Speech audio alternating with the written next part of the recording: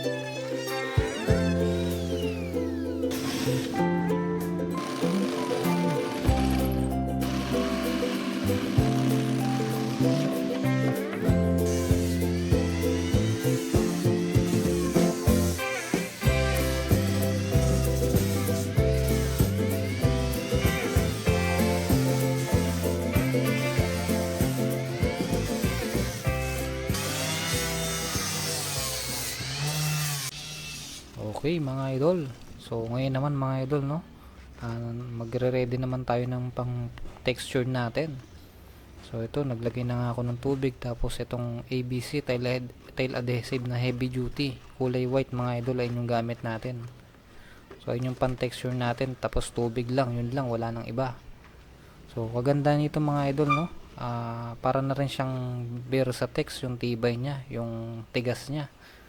So mas mura pa mga idol, nasa 620 lang yung bili ko dyan, tapos 25 kilogram na. So napakamura mga idol, no, kaysa sa 4 liters tapos 800 plus na Versatex. So ito mga idol, napakatigas talaga natin. Ito mamaya mag-scratch test tayo, papakita ko sa inyo. So yan, mag-apply na tayo mga idol, no. Ito saktong lapot lang mga idol, tansyahan lang natin yan. So wag nang masyado malapot at wag din malabnaw, yung sakto lang. So yan, ganyan kalapot mga idol yung pinahid natin. So yan, no, tingnan nyo mga idol, pinahiran natin yung gilid din, no, para matakpan na kagad siya. So yan, yan yung unang pahid natin. Yan yung roller na gamit natin, medyo luma yan, no, mga idol. So yung roller na yan, ang purpose yung pampahid lang. So ito talaga yung pan texture natin. Ito, bago dapat. So yan, kung makita nyo, no, pumino na siya, no, dahil dahil malinis yung ano natin, malinis yung roller, kaya pino yung texture niya agad. So panatili natin malinis yung roller na ipapahid natin pan texture. So yan, konting ano lang, konting ulit lang, okay na, mga 3 ulit lang. So pwede na kagad yung mga idol, hindi na yan lulundo-lundo yung pagka texture niya dahil nga pino. So yan, ito maglalagay tayo ng screw na, no, paanan niya para makapagpahid na tayo sa ibang area. So ganyan diskarte natin mga idol, at ayun ang diskarte talaga kadalasan ng mga box maker, no. So yan, pinahid na natin lahat mga idol. Sa tanggalin yung mga buo-buo na yan, no, kasi makakasira yun sa texture natin. So yan, pagkapahid natin lahat yan mga idol, balikan lang ulit natin siya gamit yung lumang roller, yung pamahid natin na roller, yung unang roller yan, no. Yan, balikan lang natin siya ng konti, no, tas para magpantay siya.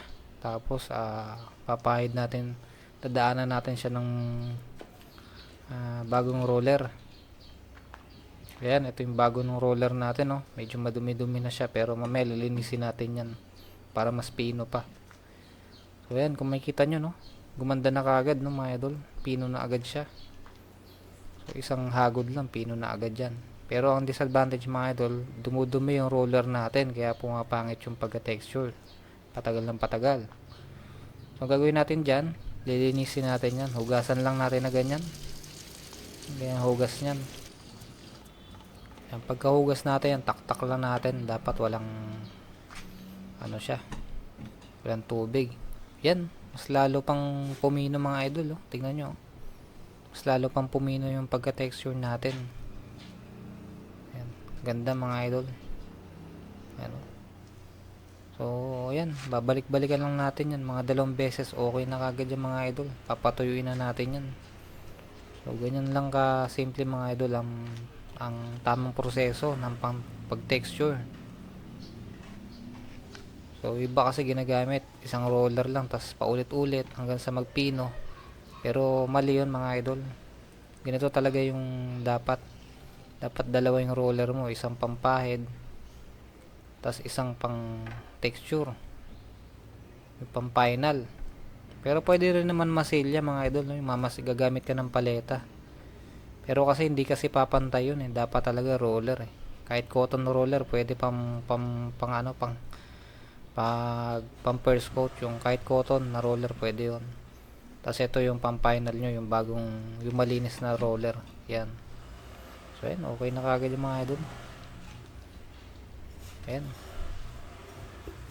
Ito, balikan lang natin to dito. Okay na kagad yan. So yan, mga idol, okay na yan. Tingnan nyo. Sobrang ganda ng pagka ano niya, oh. Ayan. Pinong-pino yung pagka texture niya, oh. Ayan, oh. So ganyan kadali, mga idol, ang ano, pag texture natin. Papatuyin lang natin yan ng mga 1 oras. Okay na kagad. Pipinturahan kagad natin yan. So yan. Ito yung pinakamabilis na proseso, mga idol. Ayan. Patuyin natin ng mga 1 oras sa araw. Saglit lang yan, tuyo na kagad yan. Tas yun, tuyo na. Ito na. Tinanggalan natin yung pako, tas lilihain lang natin siya ng konti, mga idol. Ayan. Ito kagandahan dito, mga idol, madali lang siya maliyan, no? Pero matigas siya. Pero yun nga lang sa liha, ano siya, tagilid siya dyan, kaya madali siya lihahin. Yan, tingnan nyo, mga idol, niliha ko yan, ha. Yan, i-ano natin gano'ng katigas, oh. Tingnan nyo naman, hindi natitinag, oh. Sobrang tigas nung ano na to. Parang Versatex na siya, mga idol. So, pero mas matigas pa rin yung Versatex, syempre. Pero ito kasi ano siya, eh, parang malapit na siya sa Versatex, eh. Sobrang tigas niya siya. Hindi na siya kaya ng kuko. Hindi siya kaya ng mga ano. Pwera na pag pinukpok mo. Siguro kahit naman anong klaseng ano, no. Pag pinukpok mo, tanggal talaga. Ito yung gamit natin, no. Mega Krill na Davis, kulay black, semi-gloss na siya. Yun yung pang final coat natin. Double coat nyo lang, mga idol, para ano, para maayos. Ayun, mga idol, ano na din to, waterproof na rin to. Pwede na rin siya sa labas, mga idol, pag ito yung pinintura nyo, no. Ayan. Tapos glossy na siya, yun yung kagandahan sa kanya, gloss na.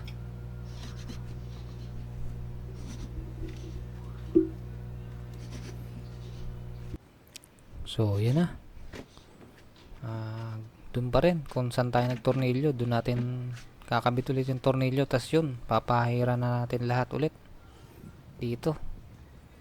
So yan, ganun ka simple, mga idol, ganun kabilis yung proseso natin. 2 oras lang tapos na kagad to, no, pagkatapos natin ma-assemble.